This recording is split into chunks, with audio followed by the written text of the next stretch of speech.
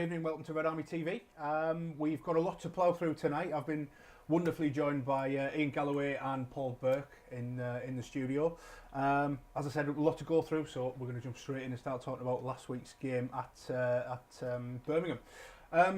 Lads, what do you think? Good result, bad result? Would you have taken 2-1 away from home before we went? Daft question, but... Absolutely, you'd take 2-1 at home against a team who'd only lost one at home all season to inflict their second defeat on them with Gary Monk as their manager.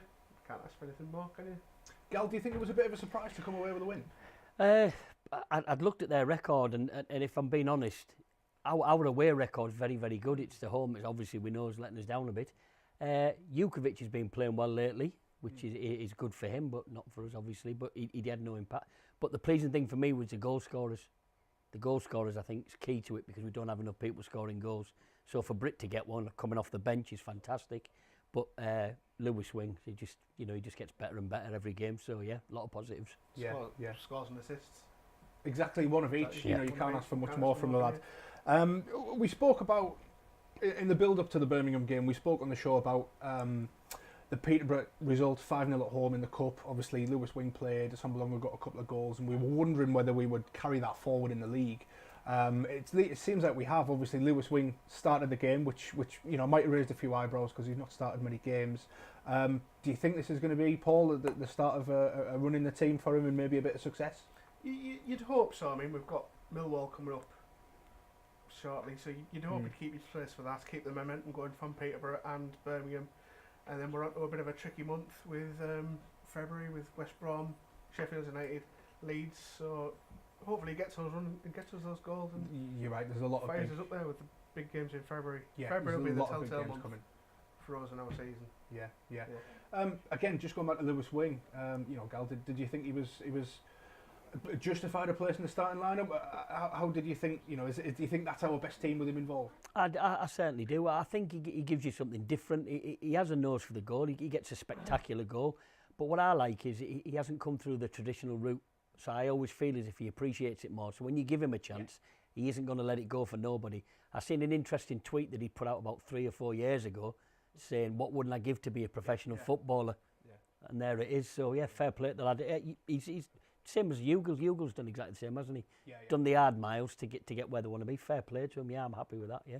There's a lot of people I'm speaking to that are seeing, especially from Lewis Wing, but you've touched on another one there, John Hugel, who's played a lot of Northern League football and come to Middlesbrough through that route. There's a lot of people saying that he's very direct in his play, and I must admit I don't watch a lot of Northern League football. You mentioned, when we were talking before we came on air, that you watch a bit yourself. Is that the style of play that is quite prominent at that level? Is it very direct? Is that, has he learnt that, and is that what he's brought to the team? Yeah, because I have dealings with Gisborough Town, and they can only train once a week. So a professional footballer team that are doing 3-4 days, 5 days a week can do a lot more. So it's all about getting on the pitch and do it. It's not the skills, it's getting stuck in and getting on with the game because they're limited with the time. So that they tend to be more direct. I tend to find anyway. He doesn't seem afraid of anyone, does he, Paul? He doesn't seem fazed with whatever opposition we're playing, and he's constantly playing bigger and bigger teams, isn't he? The bigger and bigger teams, and the more often they play, the better and better he'll get. Yeah. It was a great goal at Birmingham. Obviously, he was in the right place at the right time, and to get that cross, it was a bit of a tap in. A tap in, it's not like him. Exactly. Yeah, we used to 30-yard screamers from Lewis Wing. Just when he's put it in from the halfway line. He's done a Beckham, but he's tucked it in. Yeah, it's getting into those positions though, isn't it? He's doing the right thing. He's gambling, and he's not cautious. Which again, it goes back to that's the way he plays, isn't it? I think direct. It must be. We talk about we need a winger and all that, but it must be infuriating if you do bomb up the wing. You look up, there's nobody in the box anyway. Yeah. When we play one up front, then you've got to have the midfielders. Have got to think. Do you know what? If someone's going down the left arm, right midfield, I need to be in and around the box, and we're not. We're too deep. Yeah. So for someone to look up, get the ball in, and there's Lewis Wing in there, is just absolutely brilliant. I think it's superb because Hugel will batter defences. There's no defence that will come up against Jordan Hugel and say they haven't had a hard game, but he can win all these things, but he needs somebody else about him, and I think that's the difference. Yeah. I mean, we've said for weeks and weeks and weeks, I've never seen anyone win the ball as often as Jordan Hugel in the air. Even goal kicks, he's bringing them down. It's frustrating from our point of view because, as you said, he's just got no one to lay it off to. But do we need more from sort of Wing and Howson to bump up Paul from midfield and give him that support? If we're not playing with wingers, And like me and Gal were saying before we came on, the way we play, we need a number 10. Definitely. We need a number 10 for the formation and the way we set up. But he's still a bit of an unknown quantity, Lewis Wing. He definitely is. I think he's got that. He's got that surprise element, hasn't he? Yeah. We can't talk about the Birmingham game without talking about their goal. I'm gonna have to check the guy's name. Just excuse me. Che Adams was a fantastic goal, wasn't it? You use the phrase that it's an old football cliche. He turned on a sixpence. And I mean, at the end of the day, sometimes you just got to applaud and say, do you know what? If that was us, we'd be waxing lyrical. You got to be honest. I mean, we got the result. If we'd have drew 1-0, we'd all be saying, I can't believe they let him get in, but we didn't. We won. So we can look at it a bit more objectively. It was a fantastic goal. You'd have been really happy if that was a Borough player doing it. Yeah, I think even if the game had have ended at that point, Paul. I mean, if it was a 1-1 draw away at St Andrews, you know, especially given the home form they've been on, you'd have took that, wouldn't you? But you would have took it, but it would have been a bit disappointing. You know, Shea Adams' goal goes in and fans saying, "Oh, typical Borough, the ball on it with 10 minutes to go." Yeah. And then 3 minutes later, we've gone up the other end and scored. Yeah, I was more than happy with that, and I think, again, going back to the Peterborough game, I think a couple of goals for Assombalonga really lifted him, and he looks like a bit of a weight's been lifted off his shoulders, and he's playing with a bit of a swagger. Gal, what do you think? Is he looking better in the last few weeks? It's confidence. Yeah. And the thing is as well, he's coming off the bench, which is even harder in my opinion, because you've got to get into the flow of the game, the run of the game. You'll snatch at a chance if you've just come on. To do what he did was superb, and like you say, the goals he got from Peterborough, then that, his confidence must be way up. And personally speaking, I'm looking now thinking, do you know what? Millwall are going to come here, they're going to bank up against us. Why don't we play two up front? Why don't we try him and Hugill together? Exactly. We can do it because we're going to dominate the rest of the park, aren't we? If they're going to bank up. I think it was a Sky reporter said on Twitter, the way we set up and played against Peterborough, we'd give the majority of championship teams the run around. So set up like that again. But going back to your previous point of Britt scoring a few goals against Peterborough, he must have been bitterly disappointed not to have started against Birmingham because he deserved to. It seems to be the fashion these days, doesn't it, to have if you've got the squad depth to allow it, to have a league set up, a league starting lineup and a cup starting lineup. Rightly or wrongly, there's arguments for both camps, isn't it? You don't want to play your best players week in, week out and tire them out. But at the same time, you know, you doesn't matter who you're playing, you want to win.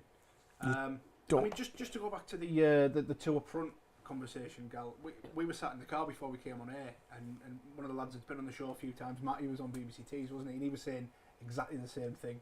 Two up front, Hugill and Assombalonga. Do you think it'll ever come to that? Do you think we'll ever see that? Do you think Pulis will try it? No. Why? He's too set in his ways now. Yeah. He's been doing it every club he has for years, so he's not going to change. 28,000 fans on a Saturday ain't going to change his mind. Yeah. Gal, do you think? I'm not so sure. Are you happy with how we're playing, or would you like to try it 4-4-2? I'm season ticket holder, you know, mate, and sometimes I go to that match and I could quite easily fall asleep. It's very disappointing. Then other times it's brilliant. You know, it's very hit and miss. I think Pulis, if we get results in a style of football, then he's got no choice but to change.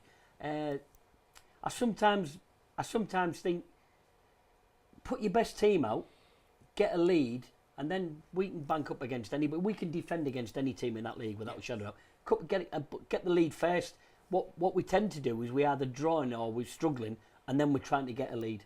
I'd rather do it the other way around. I'd rather get the lead, and then he says, you know, I'm bringing Britt off, rest him, or I'm bringing Jordan off, rest him. But I would start with both of them and get the lead and then sit back. We went through a bit of a spell when Pulis first started at the club, and Gary Monk as well, when he was gaffer at the club, where we would kind of go 1-0 up.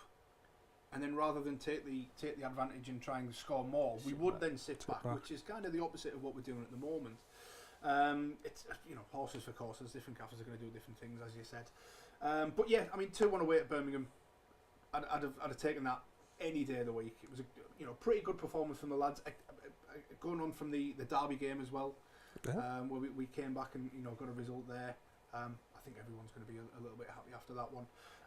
Just going to have a quick look at the social media, guys, and see what's been going on. Val Klingo, evening lads, hoping for a good win this weekend.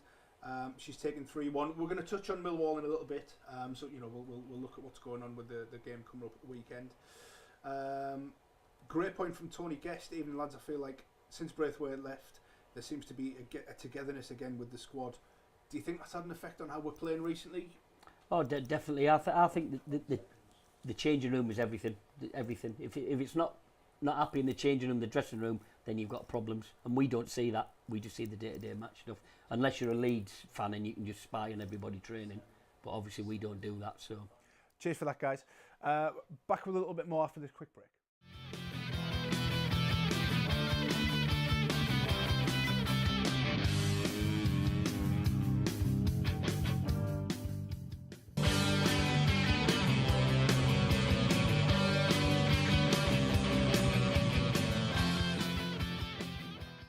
Good evening, welcome back to Red Army TV.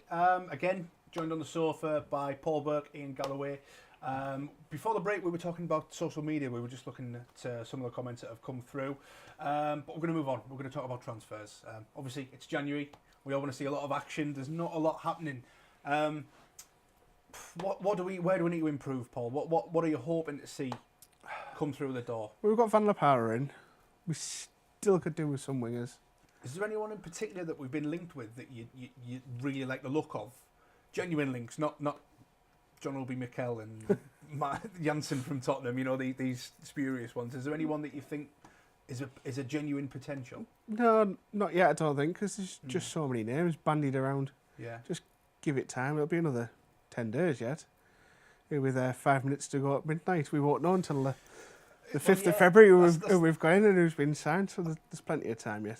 It is the way it seems to go with Middlesbrough, isn't it? I mean, Gal, Absolutely. as I said, there's not a lot genuinely that seems to be floating around that you know fans can get excited about. Do you how do you read that? Do you read that as there isn't anything happening, or there's stuff happening that we don't know about? Or? He's actually come out in the press, hasn't he? Tony Pulis, and said we've been talking to two players, but they weren't right for the club. You know, so there's obviously stuff going on. We have a big scouting network, regardless of what people say. I've heard a few names mentioned there. The McDonald lad we were on about earlier from Fulham. From Fulham, yeah. Now, if you look at his stats, he is defensive midfield. However, the write-up I read said he can play forward and be more attacking. He scored 3 goals last season and he had 5-6 assists, so it might be worth looking at. Me personally, I agree. We need someone who scores from the midfield. Yeah. We need a 10. That's what we're missing, a 10. This is what I mean, though. We've either been linked with players that we've probably got no chance of signing. And as I said, there's all sorts of rumours going around about players that I don't think we'll ever see in a Middlesbrough shirt. The kind of player that we need, for me, is probably going to be an established player. It's not going to be a player like McDonald, and I'm not, you know, this is no disrespect to him. It's not going to be a player where I think, oh, we'll get him in and try him. It's got to be an established player. Do you think we've got the funds? Do you think we've got, Paul, do you think we can attract that type of player? I don't think we can attract the type of player we could 5 or so years. Yeah, we were in the Premier League, but I don't think we're that type of club anymore. We're just now a mid-table championship club. But where we want to be, we need to be looking at attracting established players, even championship players. It is a jump to go from where we are to where we want to be. And I mean, look, if I knew the answer of how to get from A to B, I'd be doing Tony's job. But you know, it's down to Tony and the scouting network and the recruitment network, as you mentioned. If we're not signing these players that we need to be signing, which hasn't happened over the last couple of windows, it seems every transfer window we're saying this is a massive transfer window. Who's at fault for that, Gal? Who do you think could be doing a better job? I think it's like I disagree there about us not being a big club to attract. You listen to anybody being interviewed who's in the football circles, and Middlesbrough are always highly spoken of, very good chairman, well backed, fantastic facilities, Premier League. Yeah. If you're in the top 6 in the Championship and you've got a player who's in the Premier League but he's not getting his game, he'd be more than happy to come to us on loan to try and get us promoted. I mean, it wasn't that long ago we had a lad jumping from here, getting his promoted medley, and then going down to Leicester and picking up his medal. So, you know, people forget that. I just think that the problem for me is we keep churning out defensive players and wingers. I don't think we've churned out a centre forward out of that academy. You're right in what you're saying. We can sit here and talk about the Matty Bates, the Andrew Davies, the Lee Cattermoles. There's been no goal scorer come through. We do need to sign somebody, though. We do need to sign somebody. Is there anyone you think we should be moving on? Are we overstaffed anyway? I think Grant needs to go now. I think he's not. He wouldn't be in my squad, which he isn't in Tony Pulis' squad. However, I think it's a bit disrespectful. He could do a job for another team. Yeah. If Ipswich want him, which the rumour is they do, and he's happy to go there, then I would let him go. But he's been absolutely brilliant for us. He has. I was just going to say he's been a fantastic servant to the club. And when we were on about Lewis Wing earlier, he was waxing lyrical about Lewis Wing the other day, and people like Lewis Wing will look up to people like him. But you know, he needs to play, and he's not going to play with us. Yeah. Paul, do you think it depends on who we bring in as to who leaves, or do you think there is a lot of people? Are we you know, do we have anyone we could move on? It'll without depend any on sort of who we consequence? bring in that we're going to let go. You'd hope. You don't want to let players go without signing replacements. Personally, for me, that's how I feel. It's funny because Tony Pulis, to a certain extent, was accused of that at the start of the season when he let Bamford go and when he let Traore go, and we didn't sign. We didn't sign a striker immediately. Hugo came a little bit later, and we certainly haven't replaced Traore. Is there a risk that could happen again if we let players go? Is he wary of that? I think that the problem is the areas that we need to get people in. We haven't got people in there now anyway. So it's not a case of letting somebody go to bring somebody into that position. Yeah. We haven't got that position covered. For me, Stewie Downing was one of our best wingers ever. He obviously isn't now. He hasn't got the pace, but he was playing really good football as a 10 at West Ham. Yes, we've touched on this before. And I just think, give him a go, because he can pick a pass. He can unlock a defence with a decent pass, and he can get a few shots away from outside the box. Look at Howson. If you YouTube his career, some of his 30-yarders are absolutely spectacular. He hasn't done it in a butter top. It's very true. Well, Clayton was the same. Clayton scored a load of goals at Huddersfield. Yeah. Before he came to us. And I know. Don't get me wrong. I think Clayton does his role very well. I think Howson does his role very well. He's sort of quietly grown into it. I don't know. It's one of these. Paul, what do you think about this idea? We get all these midfielders that did have a record of scoring goals, and they come to us and they just get more and more further back and defensive. Yeah. And don't. We touched on this earlier on, talking about strikers. You mentioned a couple that we've signed over the years that were goal machines before we came here, and then there's this fella that's on the verge of signing for Barcelona for 15 million. Stuani. Some fella called Stuani. I mean, he was a winger when he played here, a failed winger. I mean, listen, every fan's a coach in their own head, aren't they? So they're going to say, well, if we play him here and play him here, we'll win every game. It doesn't work out like that, unfortunately. But I think there are options in the team, as you said, Howson, players like that can maybe push a bit forward. I'm of the opinion that I don't think we need massive changes. I think 1, 2 in the right positions can make all the world a difference. You don't want to upset the balance, the camaraderie that's in the squad. I mean, we were talking about Braithwaite leaving, how the morale in the squad improved, the atmosphere with the fans. Now he's cleared off of improved. You don't want to upset that balance by bringing in too many players who don't know the club, don't know the area, don't know the fans. So just bring a couple in, they'll help us improve and hopefully get us promoted. It's just getting the right one in. If you look at Fulham last year, they were nowhere. Then all of a sudden they brought that Mitrovic in from Newcastle, and they just went on a goal fest. The next thing you know, they're in the playoffs and promoted. That's all we need. That's all we're missing. That one player, and we'll be there. To be fair, I think when we missed out on him, I wasn't that bothered. But come to the end of the season, I was exactly the same. I was really upset about it. Your anti-Geordie head comment. Yeah, we don't need him. Yeah, but actually, we did. He's not really set the world alight at Newcastle, so it's no big deal that we haven't got him. You got your anti-Geordie devil and then you got your footballing devil on one shoulder. You've got a bit of both. Gal, you touched on a great point there, talking about players. Anyone that we bring in, we don't have anyone in that position. Could that be a bit of a plus? If we know we're going to get a decent winger or a decent striker, they've got a chance of a starting position. Absolutely, and that's how you sell it because people have these. We all have a perception about modern day professional footballer, but ultimately, it doesn't matter what level you're playing football at. You physically want to play. Yeah. Now, if you think you're going to come to Middlesbrough, just sit on the side and keep the bench warm, you're not coming. But if you think, do you know what, I've got a chance, and I know they're looking for somebody who can bang the goals in from midfield, and I can do that for them, then we've got more chance of getting them. And the good thing is, what we tend to do as well, we did it with Saville, didn't we? There, you bring them in on loan with a view to buy. So if you bring someone in now, you say, look, there's your chance, kid. You prove yourself, and we'll sign in the summer permanent. Yeah. So everyone's a winner. So if they don't do it, we just let them go. But if they do, we sign them. And it's going on all the time now, and it's good business. Good business. It is good business, but it's. I don't remember 5-10 years ago seeing a sign with an option. No, totally agree. It's a sign in the modern game. It's a sign in the modern game. Gentlemen, this weekend we've got Millwall. How do you think we're going to do, Paul? 3-0. 3-0. 3-0. I wasn't asking for a prediction. I wanted a bit longer than that. No, 3-0. They're down in, I believe, 20th position. They're nowhere near the team they were last season. They were a bit of a surprise package last season, yeah. But that had the majority to do with Saville. I was going to say, yeah, we talked before we came on Yeah. air, Gal, and you said you'd read a piece from a Millwall journalist. Tell us a bit about what their opinion of George Well, Saville. in his opinion, he said we're doing as well this season, not as a result of Saville, but he's a strong part of it, and it's a fair comment. We watch him now; he's starting to play well for us. It does take anyone amount of time to settle in. I mean, all his career he was a Chelsea young'un, wasn't he? And then he went to Millwall. He's always been around the London area, so it's a bit of a shock to come here and get some Parmos down his neck and get him working, you know. Yeah, lived in London all his life. Yeah, it's a culture shock. Then moves up here on his own. Not settled in. So, but no, looking forward to the game. Brilliant. So you're going with a 3-0 win? I'll go with 3-0. Any names on scorers, or are you just... Saville, Britt. Excellent. For 2. Gal, what do you reckon Saturday? I think as long as if we score first, we'll be fine. But if we don't, they'll just bank up against us, and it goes back to what we've been talking about for ages. It's about defenders and getting more people in that box. We need more people in the box. Brilliant. So score? I think we could 2-0.